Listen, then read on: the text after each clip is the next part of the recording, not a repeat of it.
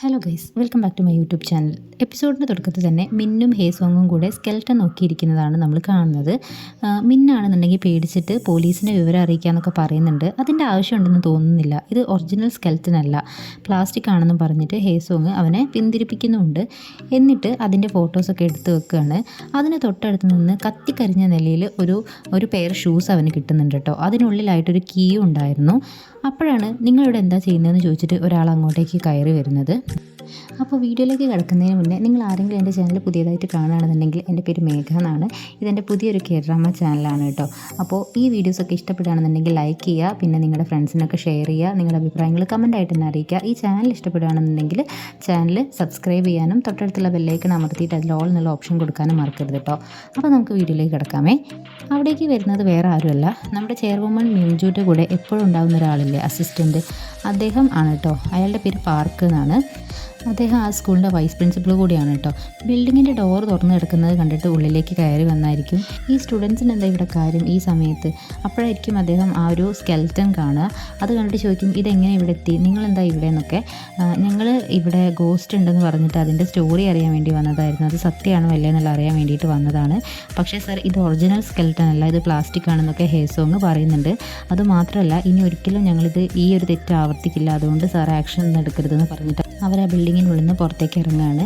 അപ്പോൾ മിന്നു ചോദിക്കുന്നുണ്ട്, നീ എന്താ അയാളെ പറ്റിയിട്ട് സാറിനോട് പറയാത്തതെന്ന്. അതിൻ്റെ ആവശ്യമില്ല, അതാരാണെന്നൊക്കെ ഉള്ളത് സമയം തന്നെ നമുക്ക് കാണിച്ചു തരുമെന്ന് പറയുകയാണ്. അപ്പോൾ ഈ ഒരു ഭാഗം കട്ട് ചെയ്തിട്ട് പിന്നെ കാണിക്കുന്നത് ഹേസോങ് ഈ കാര്യങ്ങളൊക്കെ തന്നെ തൻ്റെ ടീംമേറ്റ്സിനെ ഉടനെ അറിയിക്കുന്നുണ്ട്. അതുമാത്രമല്ല, അവിടെ നിന്ന് ഒരു കീ കിട്ടിയിട്ടുണ്ട്. ആ കീയിലൊരു സീലുണ്ട്, അതവൻ കണ്ടുപിടിച്ചതാണ് കേട്ടോ.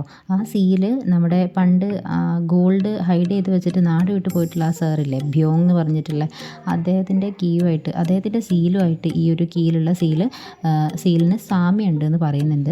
ആ സീലിൻ്റെ മുകളിൽ എഴുതിയിട്ടുള്ള ആ ക്യാരക്ടർ എന്താണെന്ന് വെച്ചാൽ നിധിയുടെ തുടക്കം എന്നാണ് കേട്ടോ. അപ്പോൾ ആ നിധി ആരും കണ്ടുപിടിക്കാതിരിക്കാൻ വേണ്ടിയിട്ട് ആരോ മനഃപൂർവ്വം കെട്ടിച്ചമച്ച ഒരു കഥയാണ് ഈ ഗോസ്റ്റിൻ്റെ സ്റ്റോറി എന്നൊക്കെ പറയുന്നുണ്ട് ഹേസോങ്. ടോട്ടൽ 4 സ്റ്റോറീസ് ഉണ്ട്. ആദ്യം അതൊക്കെ എന്തൊക്കെയാണെന്നും നമുക്ക് കണ്ടുപിടിച്ചേ പറ്റൂ, എന്നാൽ മാത്രമേ ചെയർവുമണിനേക്കാൾ മുന്നേ നമുക്ക് ആ നിധി കണ്ടുപിടിക്കാനായിട്ട് പറ്റൂ എന്നൊക്കെ ഹേസോങ് ടീംമേറ്റ്സിനെ ബോധിപ്പിക്കുകയാണ്. അതുപോലെ തന്നെ ഈ കാര്യങ്ങളൊക്കെ തന്നെ ചെയർവുമൻ്റെ അടുത്ത് അപ്പം തന്നെ പോയി പറഞ്ഞു കൊടുക്കുന്നുണ്ട് ഈ പ്രിൻസിപ്പൽ പാർക്ക്.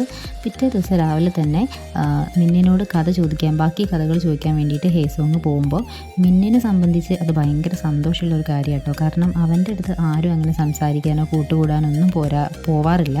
അതുകൊണ്ട് തന്നെ അവൻ ഹേസോങ്ങിൻ്റെ അടുത്തും അത്ര തന്നെ ഇൻട്രസ്റ്റോടു കൂടി കഥകൾ പറഞ്ഞു കൊടുക്കാൻ വേണ്ടി ശ്രമിക്കുന്നുണ്ട്. എന്തായാലും നെക്സ്റ്റ് സ്റ്റോറീനെ പറ്റിയിട്ടുള്ള കാര്യങ്ങൾ ഹേസോങ് ചോദിക്കുമ്പോൾ തൊട്ടടുത്തുള്ള ഒരു യമണ്ടൻ ക്ലോക്ക് കാണിച്ചിട്ട് മിന്ന് അവനോട് കഥ പറയാനായിട്ട് തുടങ്ങുകയാണ്. പിന്നെ ഈ ഭാഗം കട്ട് ചെയ്തിട്ട് നമ്മൾ കാണുന്നത് ഓസുവ ടീച്ചറെയാണ് കേട്ടോ.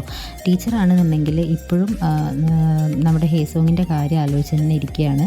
എന്നാൽ അവൻ എന്തിനാണ് എന്നോട് ഇങ്ങനെയൊക്കെ പറഞ്ഞതെന്ന് ആലോചിച്ചിട്ട് അപ്പോഴായിരിക്കും നമ്മുടെ മിന്നിൻ്റെ മുത്തശ്ശി സ്കൂളിലേക്ക് വിളിച്ചിട്ട് ID കാർഡിനെ പറ്റി ചോദിക്കുന്നത്. എനിക്ക് ആ ID കാർഡ് തിരിച്ചു തരാമോ, എനിക്കൊരു ആവശ്യമുണ്ട്. ഇന്നലെ മിന്നിൻ്റെ ഫ്രണ്ട് വന്നിട്ട് എന്തോ സ്കോളർഷിപ്പിനുമായിട്ട് ബന്ധപ്പെട്ടിട്ട് എൻ്റെ കയ്യിൽ നിന്ന് വാങ്ങിച്ചു കൊണ്ടുപോയതാണ്, അതെനിക്ക് തരാമോ എന്നൊക്കെ മുത്തശ്ശി ചോദിക്കുമ്പോൾ സുവയ്ക്കാണെങ്കിൽ ഈ കാര്യത്തിനെ പറ്റി ഒരു ഐഡിയ ഉണ്ടാവില്ല. കാരണം യഥാർത്ഥത്തിൽ അങ്ങനെ ഒരു കാര്യമില്ലല്ലോ.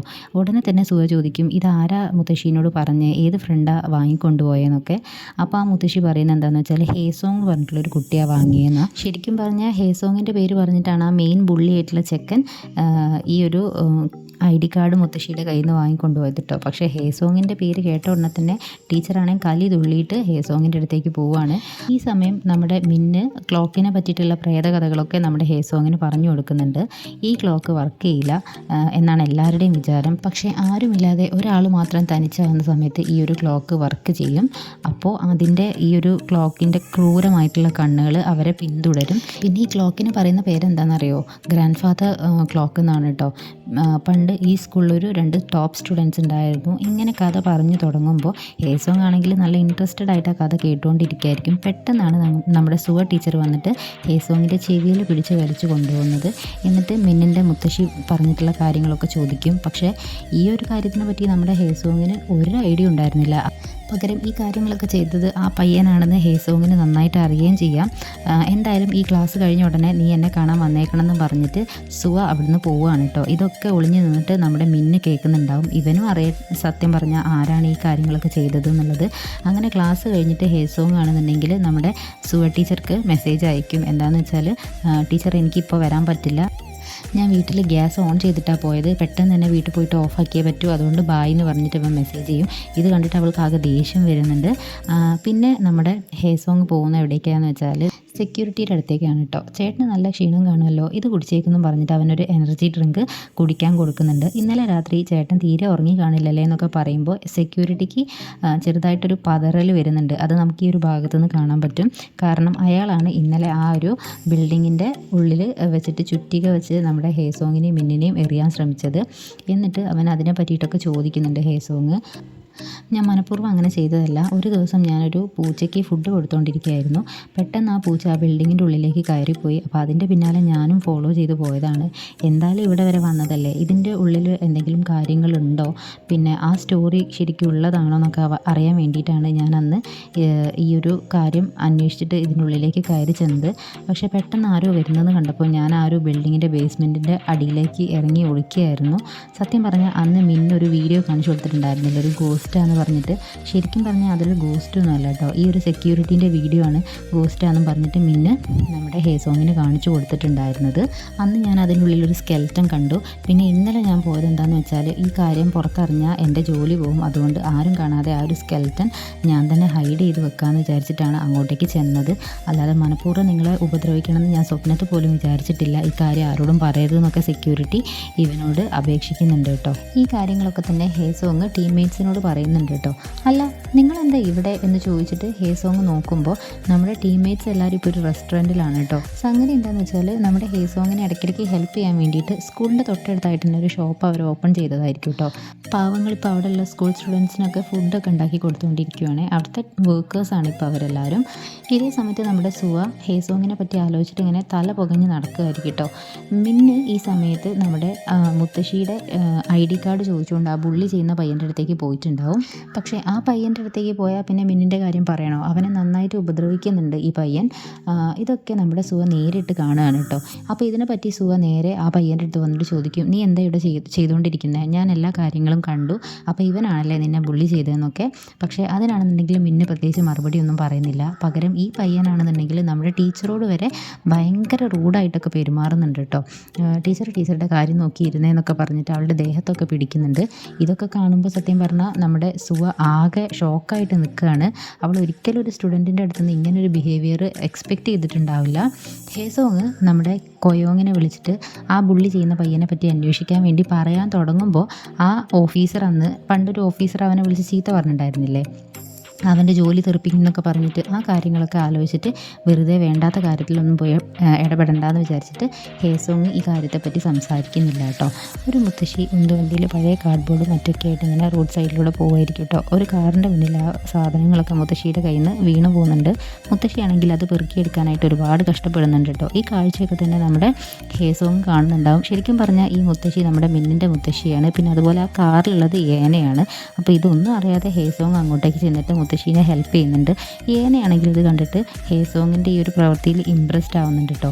അങ്ങനെ മുത്തശ്ശീനെ വീട് വരെ കൊണ്ടു ചെന്നാക്കും നമ്മുടെ ഹേസോങ്. അപ്പോഴായിരിക്കും മുത്തശ്ശീനെ വിളിച്ചുകൊണ്ട് നമ്മുടെ മിന്ന് അങ്ങോട്ടേക്ക് വരുന്നത്.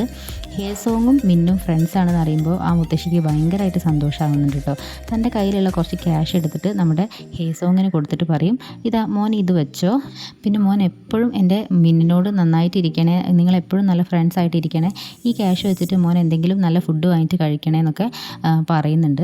എന്നാൽ മുത്തശ്ശി കൊടുത്ത പൈസ ഒന്നിനും തികയില്ല എന്ന് മിന്ന് മുത്തശ്ശീനോട് പറയുമ്പോൾ മുത്തശ്ശിയാണെന്നുണ്ടെങ്കിൽ തൻ്റെ പേഴ്സ് തുറന്ന് നോക്കുമ്പോൾ അതിലിനി അവന് കൊടുക്കാനായിട്ട് ക്യാഷ് ഒന്നും ഉണ്ടാവില്ല.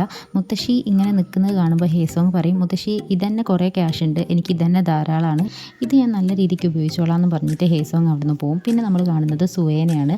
സുവ ഈ കാര്യങ്ങളൊക്കെ തന്നെ നമ്മുടെ അവളുടെ കൂടെ വർക്ക് ചെയ്യുന്ന ടീച്ചറോട് പറയുന്നുണ്ട് ഇതിനെ പറ്റിയിട്ട്. പക്ഷേ ആ ടീച്ചറാണെങ്കിൽ ഇവളെ ഉപദേശിക്കുകയാണ്, നീ ഇവിടെ നടക്കുന്ന കാര്യങ്ങളൊന്നും തന്നെ പുറത്തൊന്നും പറയാൻ നിൽക്കണ്ട, പ്രിൻസിപ്പലിനോടൊന്നും കംപ്ലയിൻറ്റ് ചെയ്തിട്ട് ഒരു കാര്യമില്ല, കാരണം നീ ഇവിടുത്തെ ടെമ്പററി ടീച്ചർ മാത്രമാണ്, അതുകൊണ്ട് തന്നെ നീ പറയുന്ന ആരും വിശ്വസിക്കില്ല. പിന്നെ പോരാത്തതിനാണെന്നുണ്ടെങ്കിൽ അവൻ്റെ അച്ഛനൊരു ബിസിനസ്മാനാണ്, അപ്പോൾ അവർക്കാണെന്നുണ്ടെങ്കിൽ നിന്നെ ഈ സ്കൂളിൽ നിന്ന് പെട്ടെന്ന് തന്നെ പുറത്താക്കാനൊക്കെ സാധിക്കും, അതുകൊണ്ട് ഇത് കണ്ടില്ല എന്ന് വിചാരിച്ചിട്ട് മറന്നേക്കിന്നൊക്കെ ഈ ടീച്ചർ നമ്മുടെ സുവേനെ ഉപദേശിക്കുകയാണ് കേട്ടോ. സുവ ഈ കാര്യങ്ങളൊക്കെ ആലോചിച്ചിട്ട് ഇങ്ങനെ ടെൻഷൻ അടിച്ച് നടക്കുകയായിരിക്കും. അപ്പോൾ അവളൊരു ഷോപ്പിൽ കയറിയിട്ട് ഡ്രിങ്ക്സ് എടുക്കാനായിട്ട് പോകുന്നുണ്ട്. ആ ഡ്രിങ്ക്സ് അവൾ കൈ വെച്ചതും അപ്പോൾ തന്നെ കറക്റ്റ് സമയത്ത് നമ്മുടെ ഹേസോങ് വന്നിട്ട് അതിൽ കയറി പിടിക്കും. എന്നാൽ സുവയാണെങ്കിൽ വിട്ടു കൊടുക്കുന്നില്ല. ഇത് എൻ്റെതാ, ഇത് ഞാനാ ഫസ്റ്റ് എടുത്ത്, ഞാൻ എൻ്റെ ടീച്ചറാ, നീ എൻ്റെ സ്റ്റുഡൻ്റ്, അത് മറക്കണ്ട, അതുകൊണ്ട് മര്യാദയ്ക്ക് ഇതൊന്ന് കൈ വിട്ടോ എന്നൊക്കെ പറയുമ്പോൾ ഹേസോങ് ആണെന്നുണ്ടെങ്കിൽ അവൾ പറയുന്നൊന്നും കേൾക്കാതെ ആ ഡ്രിങ്ക്സും എടുത്ത് പുറത്തേക്ക് പോകും. സുവ അതേ ഡ്രിങ്ക് തന്നെ എടുത്തിട്ട് ഹേസോങ്ങിൻ്റെ മുന്നിലിരുന്നിട്ട് പറയും, ഇത് ബൈ വൺ ഗെറ്റ് വൺ ആയിരുന്നു, അതുകൊണ്ട് എനിക്കും കിട്ടിയെന്ന്.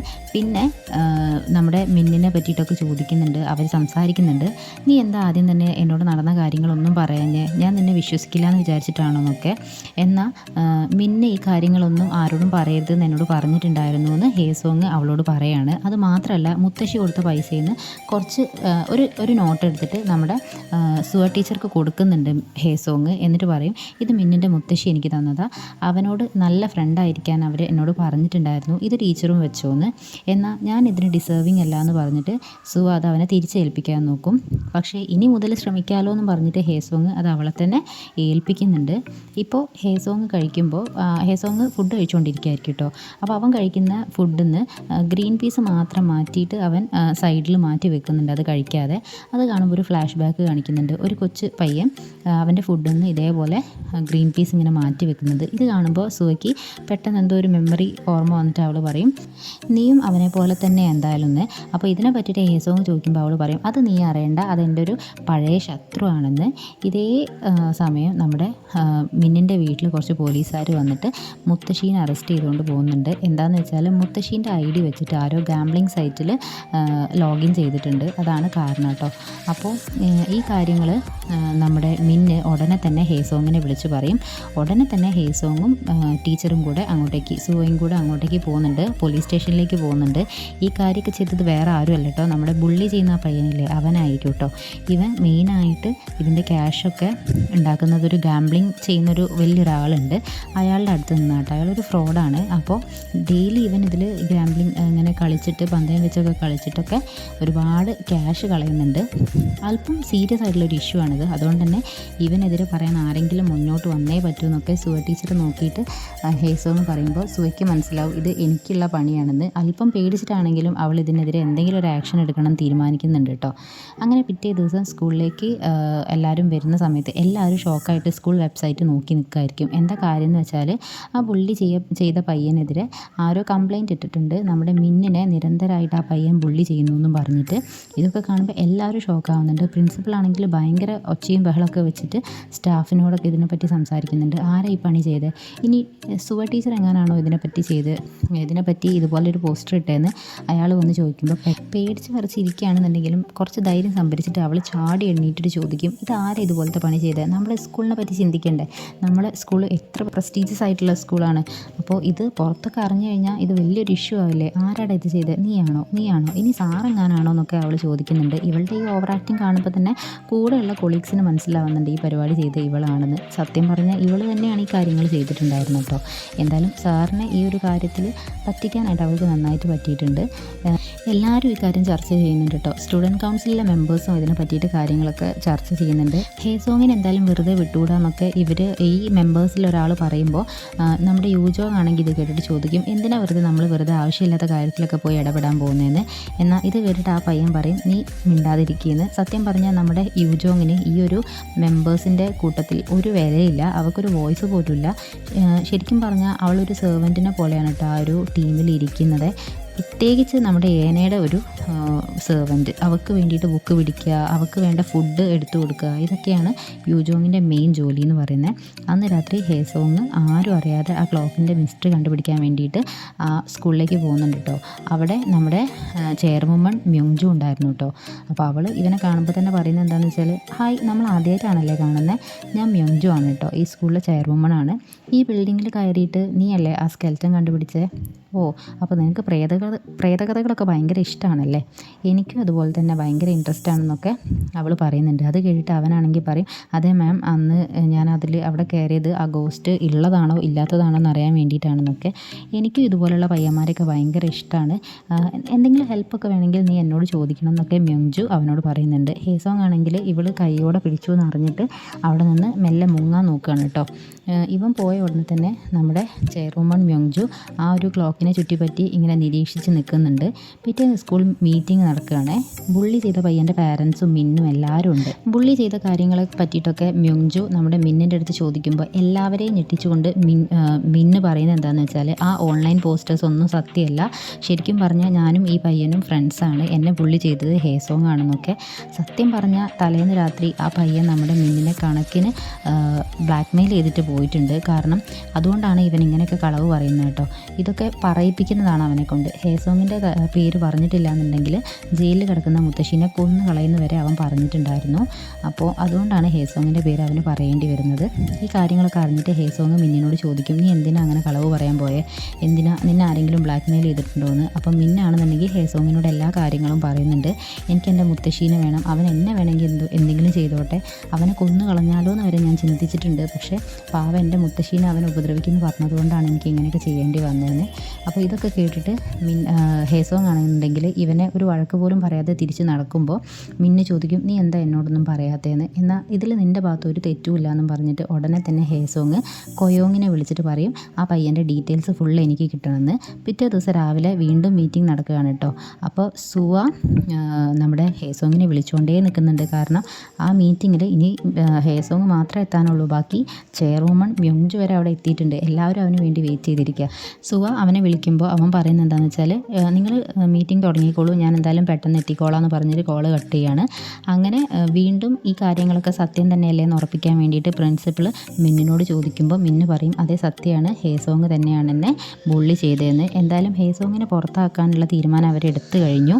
അപ്പോൾ സുവ ചാടി എഴുന്നേറ്റിട്ട് എന്തൊക്കെയോ പിച്ചും പേയൊക്കെ പറയുന്നുണ്ട്. അവൾ പറയും, നമുക്ക് ഇന്ന് ഉച്ചയ്ക്ക് ആ റെസ്റ്റോറൻറ്റിൽ പോയിട്ട് ഫുഡ് കഴിച്ചാലോ, അവിടെ നല്ല പോർക്കിൻ്റെ മീറ്റ് കിട്ടും, അപ്പോൾ അവിടെ നിന്ന് കഴിക്കാമെന്നൊക്കെ പറഞ്ഞിട്ട് അവൾ വിഷയം മാറ്റാനൊക്കെ ശ്രമിക്കുന്നുണ്ട്. പക്ഷേ ഇവളുടെ ഈ പിച്ചും പേയും കേട്ടിട്ട് പ്രിൻസിപ്പളാണെങ്കിൽ ഇവളെ നല്ലതുപോലെ വഴക്ക് പറയും. പെട്ടെന്ന് ഒരു ബൈക്കിൻ്റെ സൗണ്ട് കേട്ടിട്ട് എല്ലാവരും പുറത്തേക്ക് നോക്കൂട്ടോ.